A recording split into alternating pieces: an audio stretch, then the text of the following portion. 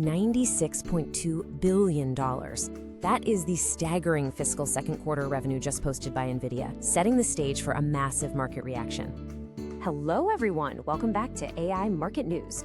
Today we are diving into a global market explainer, highlighting how these rapidly unfolding events directly impact our US stock and Japanese holdings. Section 1. Nvidia's massive revenue crush.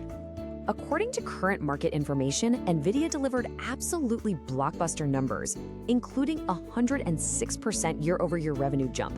Plus, they are forecasting around 70% growth for fiscal 2028.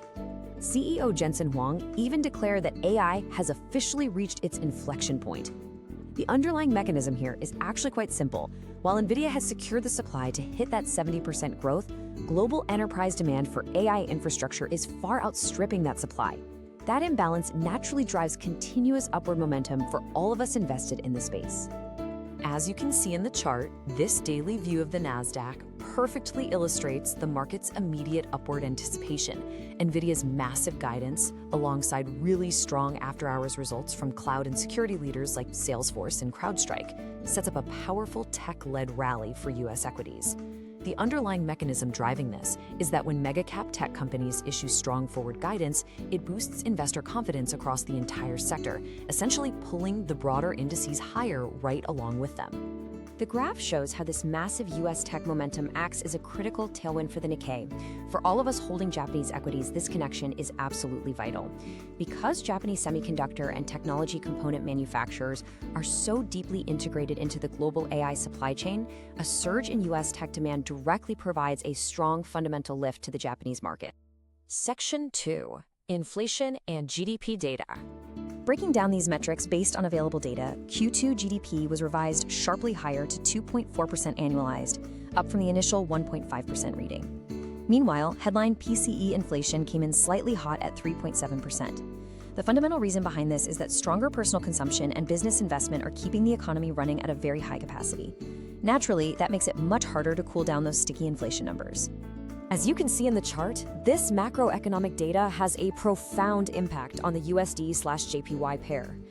The underlying mechanism here is straightforward. Sticky US inflation implies the Federal Reserve will likely have to hike interest rates in December. Because higher US rates attract global capital seeking better returns, this capital flow naturally strengthens the US dollar against the Japanese yen. Section 3. Middle East oil developments. The graph shows crude oil falling more than 10% from its August highs. Based on available data, reports indicate that Iran and Oman have agreed to establish a temporary joint shipping route. When the market perceives a newly secured transit route, it effectively eases anxiety over potential supply disruptions. This removes the geopolitical risk premium and drives crude prices downward. Section 4. Jackson Hole Keynote Preview. This brings us to the critical question hanging over all of us in the market right now, ahead of Federal Reserve Chair Kevin Warsh's inaugural keynote address tomorrow morning. Is the hiking cycle simply paused, or is it entirely finished? As you can see in the chart, the US 10-year Treasury yield provides an important clue.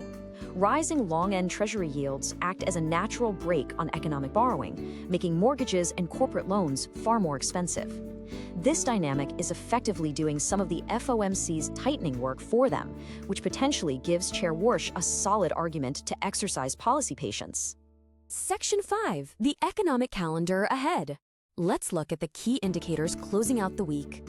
Mapping out these key events on the calendar, we have Friday's Tokyo CPI release at 8:30 a.m. JST, which will absolutely set the tone for Japanese markets.